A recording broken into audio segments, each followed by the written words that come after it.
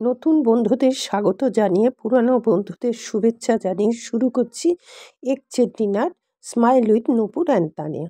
আমি মশলা নিয়ে নিয়েছি, ডিম নিয়ে নিয়েছি। মশলাটা নিয়েছি ধনে, জিরে আর মৌরি, তার সাথে দেব রসুন, আদা আর কাঁচা লঙ্কা। এটা হচ্ছে বাটার জন্যে। আর এই কটা ডিম নিয়ে নিয়েছি আর একটু নারকেল নিয়ে নিয়েছি, নারকেলটা লাগবে। আর ফোড়নের জন্য নিয়েছি মৌরি আর মেথি আর পেঁয়াজ। এই হচ্ছে এর ইনগ্রিডিয়েন্টস। কড়া তো বসিয়ে দিলাম, তেলও দিয়ে দিলাম এবং তেল দিয়ে এর মধ্যে আমি এই ইয়েগুলো ওই দারচিনি দিয়ে দিলাম। দারচিনি আর দেওয়ার পরে আমি ওই মেথি আর মৌরিটা দিয়ে দিলাম। এটার একটা সুগন্ধ বেরোলে আমি পেঁয়াজটা দিয়ে দেবো। এই পেঁয়াজটা একটু ভালো করে ভাজা হলে তারপরে আমি পরবর্তীতে দেখাচ্ছি।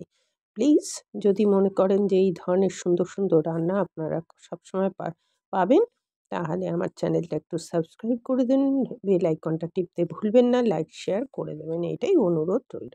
এবার পেঁয়াজটা হয়ে গেছে, তার মধ্যে আমি টমেটোটা দিয়ে দিয়েছি। টমেটো দিয়ে এটাকে ভালো করে বেশ একটু ভাজা ভাজা করে তারপরে হলুদ দিয়ে দিলাম। হলুদটা দিয়ে নুনটাও দিয়ে দিলাম। এবার এটাকে একটু নাড়াচাড়া করে খানিকটা হয়ে যাবার পর আমি যে বেটে রেখেছি মশলাটা, সেই মশলাটা এর মধ্যে এবার দিয়ে দেবো। কারণ এটা হয়ে গেছে। এবার মশলাটা দিয়ে দিলাম। মশলাটা দিয়ে এবার যতক্ষণ না এটাকে তেল বেরোচ্ছে ততক্ষণ পর্যন্ত এটাকে আমি ভাজতে থাকবো, যাতে তেলটা বেরিয়ে যায়। একটু জল দিয়ে দেবো। জল দিয়ে মানে মিক্সিটা ধুয়ে জলটা আমি দিয়ে দেবো। এইটা প্রচণ্ড জিভে জল আনা একটা স্বাদের নতুন রেসিপি। একবার করে দেখবেন, আমার অনুরোধ রইল যে এটা করে খান। আসলে ডিম কে না ভালোবাসে বলুন? ডিমটা হচ্ছে বাঙালির একদম রন্ধ্রে রন্ধ্রে রয়েছে। তাই জন্যে ডিমের আমি বিভিন্ন রকম রেসিপি আপনাদের দেখাচ্ছি। আরও রেসিপি নিয়ে আপনাদের কাছে হাজির হয়ে যাব। এবার আমি একটু চিনি দিয়ে দিলাম। এটা একটু চিনি লাগে, চিনি দিয়ে দিলাম।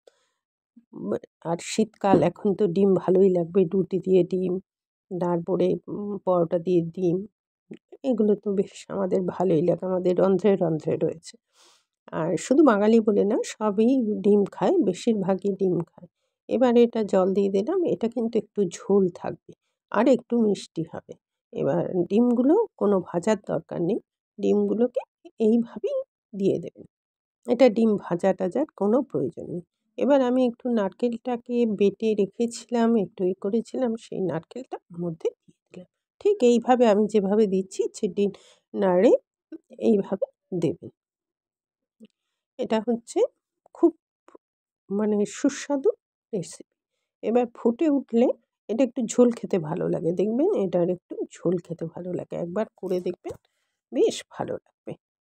এবার যাই হোক, আমি দেখলাম একটু নুনটা কম আছে, আমি একটু নুন দিয়ে দিলাম। নুন চিনিটা অ্যাকর্ডিং টু টেস্ট আপনার পছন্দ মতো আপনি দিয়ে দেবেন। তাহলেই আপনার এটা হয়ে যাবে। আর কটা কাঁচা লঙ্কা দিয়ে দিলাম আমি এর সাথে চিড়ে, কারণ এটা তো ঝাল হয় না। এটা ফুটে উঠলে ব্যাস আমি পরবর্তীতে আপনাদের এই দেখুন বেশ ফুটে উঠেছে, বেশ ভালো লাগছে। ব্যাস আমার এটা হয়ে গেছে। এবার আমি পরিবেশনের পালা। পরিবেশন করে আপনাদের দেখাচ্ছি। এতক্ষণ আমার সাথে থাকার জন্য আপনাদের অশেষ ধন্যবাদ।